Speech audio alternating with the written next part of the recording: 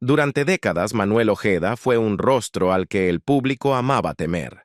En la pantalla encarnó el poder, la crueldad y la autoridad, figuras como Porfirio Díaz y Emiliano Zapata, dejando una huella imborrable en el cine y las telenovelas mexicanas. Pero detrás de esos villanos imponentes y de los íconos históricos existía una historia humana mucho más frágil, marcada por batallas silenciosas que el público rara vez llegó a ver. En sus últimos meses, la enfermedad le fue arrebatando la fuerza, el apetito y, finalmente, la vida. Entonces, ¿quién fue Manuel Ojeda más allá de los papeles que lo hicieron legendario y qué ocurrió realmente en sus últimos días? Esta es la trágica vida y muerte de uno de los actores más respetados y a la vez más incomprendidos de México. Muy poco se sabe públicamente sobre la infancia de Manuel Ojeda, pero los fragmentos que han salido a la luz revelan una historia marcada por el trabajo duro, la complejidad y una responsabilidad asumida desde muy temprano. Sus padres se conocieron en una hacienda de la Sierra de Dolores, en el municipio de Comondú, Baja California Sur. La madre de Manuel provenía de una larga tradición de pescadores, tíos, primos y abuelos ligados al mar, mientras que su padre tenía raíces agrícolas. Fue la unión de dos mundos profundamente trabajadores. Tras conocerse, la pareja formó una familia y tuvo varios hijos, entre ellos Manuel y un hermano mayor que fallecería años después.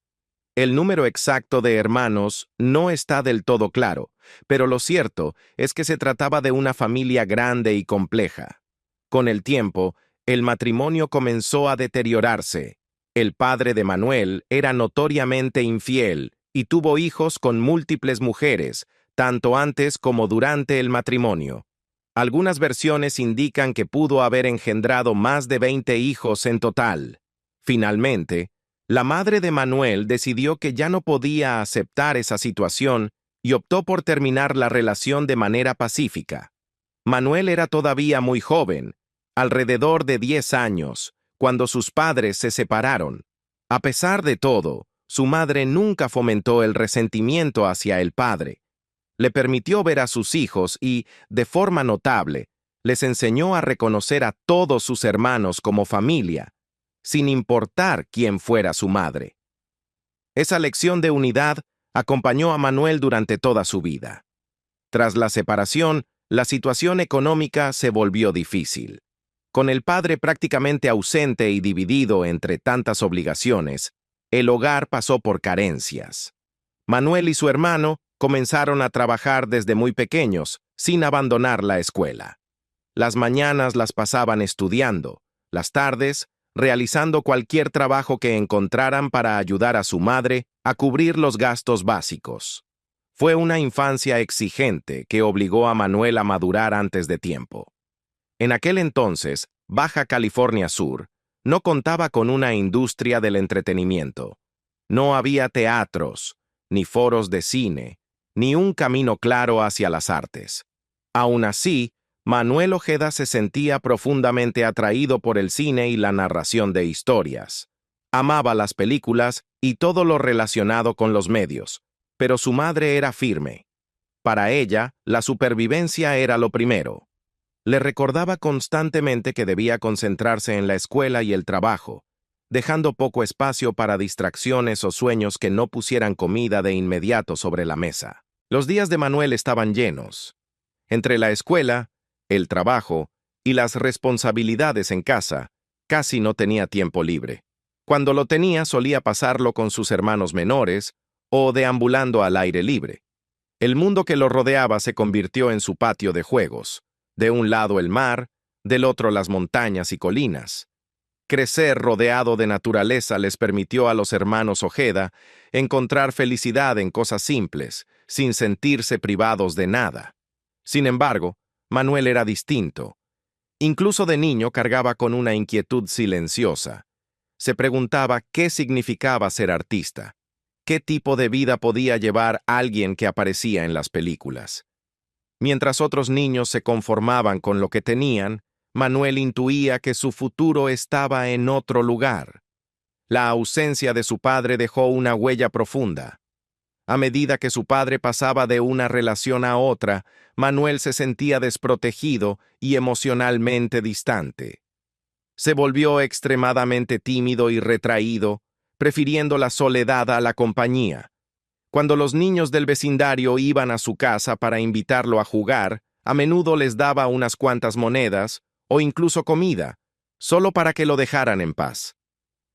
A Manuel le encantaba estar solo, especialmente en la playa.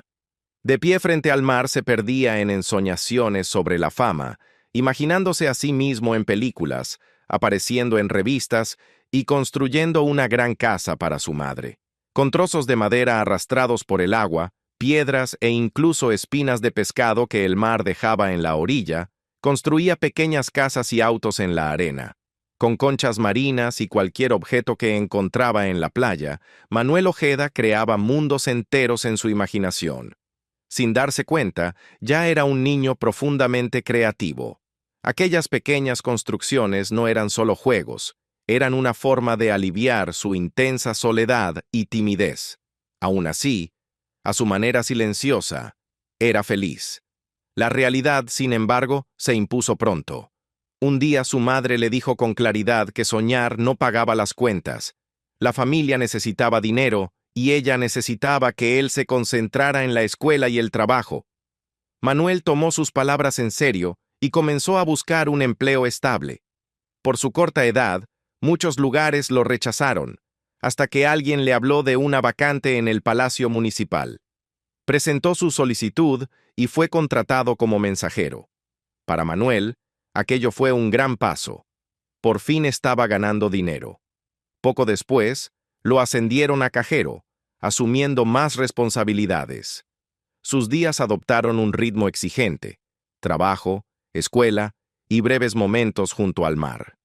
Sin embargo, cada nuevo encargo y cada calle desconocida despertaban su curiosidad. Quería explorar más allá de lo que conocía, descubrir qué existía fuera de los límites de su pueblo. Poco a poco, esa curiosidad se convirtió en certeza. Sabía lo que quería hacer. Un día, lleno de emoción, Manuel le dijo a su madre que ya había decidido su futuro.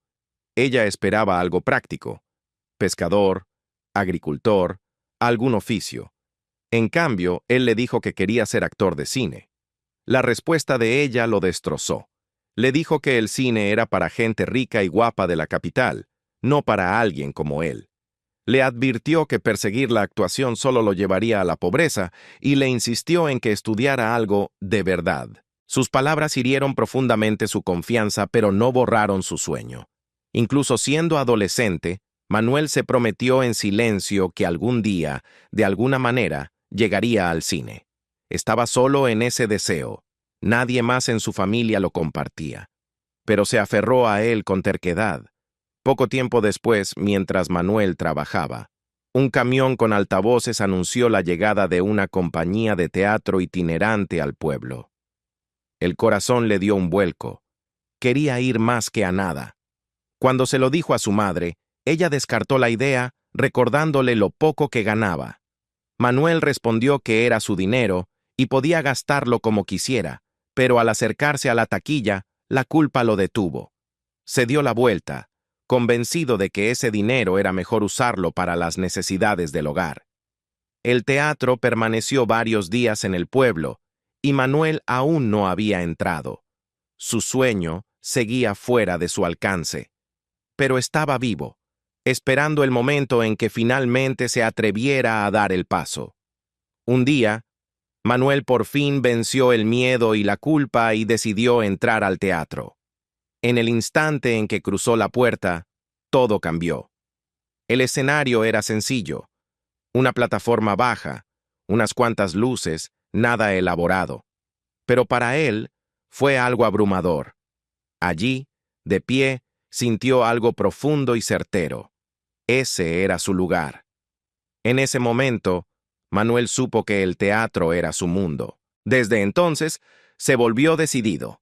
Comenzó a ahorrar dinero y, cada vez que podía escaparse, regresaba a ver la misma obra una y otra vez. La vio tantas veces que memorizó los diálogos, los movimientos y hasta el ritmo de los actores.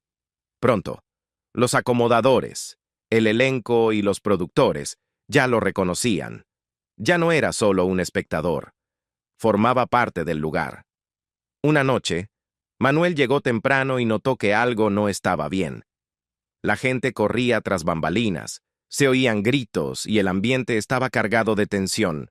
Un actor se había enfermado y la compañía necesitaba con urgencia un reemplazo. Alguien señaló a Manuel, el muchacho callado que conocía la obra de memoria. El productor se le acercó y le preguntó si realmente sabía los parlamentos.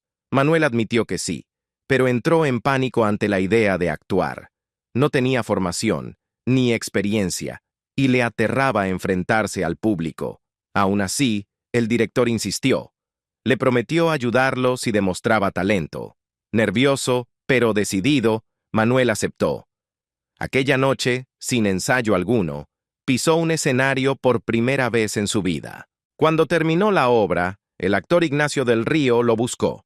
Elogió la actuación de Manuel, pero le dio un consejo sincero. No bastaba con querer ser actor, necesitaba preparación formal. Le recomendó estudiar en la Asociación Nacional de Actores, en la Ciudad de México, y le explicó que eso podía cambiarle la vida. Manuel no lo negó. Admitió que ese era su sueño, pero la realidad se interponía. No tenía dinero y además ayudaba a su madre económicamente. Por el momento, estudiar parecía imposible.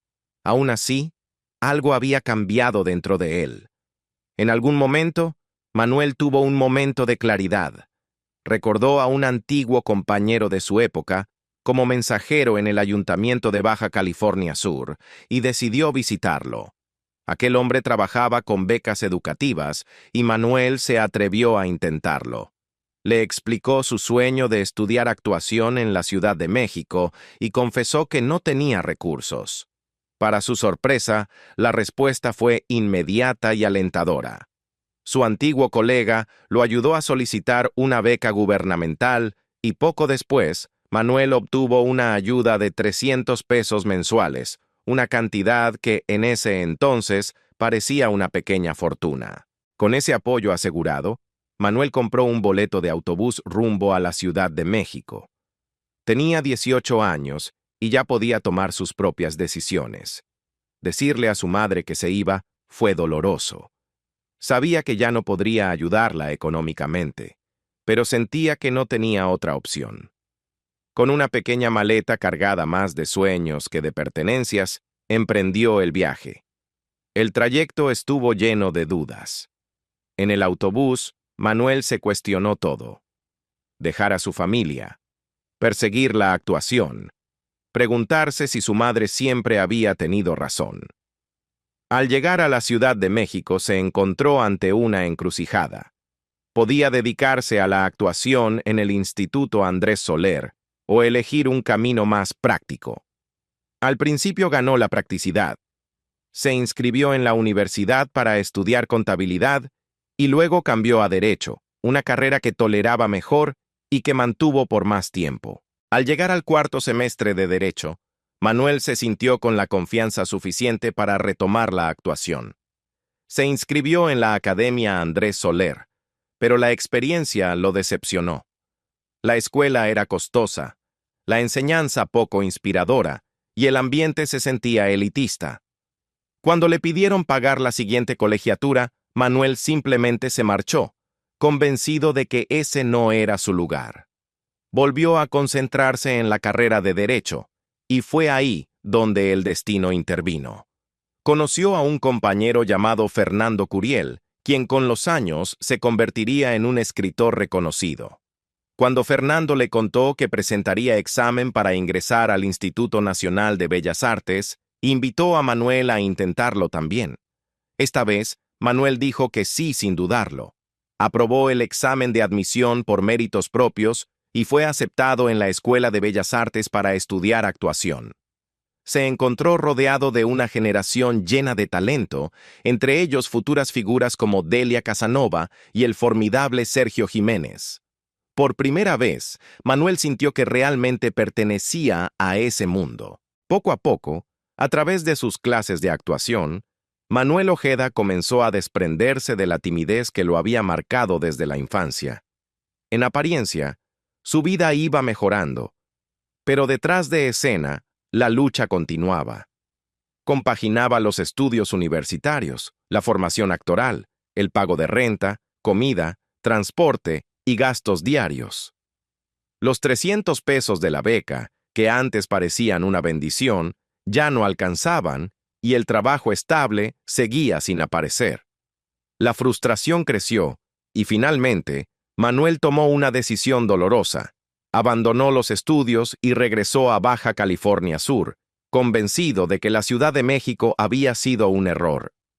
Pasó casi un año de regreso en casa, pero el deseo de actuar nunca lo abandonó. Inquieto e insatisfecho, volvió a la Ciudad de México para retomar su camino. Fue entonces cuando conoció a Alejandro Morán, un compañero que se convirtió en un gran amigo. Alejandro consiguió trabajo como doble de acción en una película dirigida por Alfonso Arau, pero al negarse a cortarse el cabello largo que llevaba, la producción necesitó un reemplazo. Alejandro propuso a Manuel. Sin audiciones ni demoras, Alfonso Arau lo contrató de inmediato. Fue la primera gran oportunidad de Manuel en el cine. A partir de ese momento, las oportunidades comenzaron a aparecer. Trabajó simultáneamente en cine y teatro, asumiendo papeles exigentes. Durante 4 años consecutivos, actuó junto a Irma Serrano en la obra Naná, en el teatro Fru Fru. El dinero era poco, pero era un avance. Gracias a ese entorno, conoció a figuras influyentes, entre ellas Emilia Grau, exesposa de Alfonso Arau, quien más tarde lo recomendó para un papel en el cine. Manuel interpretó a un personaje extraño llamado Livingstone, que llevaba una peluca, cargaba un rifle y caminaba de manera peculiar. Cuando vio el material terminado, Manuel quedó profundamente inconforme. Se sintió expuesto, mal representado y humillado. Furioso y desencantado, lo dejó todo una vez más y regresó a Baja California Sur. En esa ocasión, rechazó por completo el mundo de la actuación, incluso negándose a acudir a llamados de casting. Se puso a trabajar en un restaurante, lavando platos y cocinando, decidido a empezar de nuevo lejos de las cámaras y los sets. Entonces llegó una llamada de su representante, Claudia Becker. Ella insistía en que había una gran oportunidad esperándolo en la Ciudad de México. Manuel se negó una y otra vez. Finalmente, Claudia le compró un boleto de avión sin consultarle. A regañadientes, Manuel aceptó hacer la audición sin saber que se trataba de Canoa, 1975, dirigida por el temido y exigente Felipe Casals. Canoa se convertiría en una obra fundamental del cine mexicano. La actuación de Manuel marcó su verdadero debut artístico, y pronto Casals lo consideró uno de sus actores de confianza. De esa colaboración nació El Apando, una película cruda y poderosa sobre la represión y la vida en prisión, famosa por su intensidad y sus temas provocadores. En una de las escenas finales, Manuel lucha brutalmente junto a Salvador Sánchez contra los custodios del penal, una secuencia tan impactante que le valió una nominación al Ariel como mejor actor de reparto. Manuel Ojeda siguió trabajando sin descanso y pronto apareció en Las Poquianchis, otra cinta dirigida por Felipe Casals.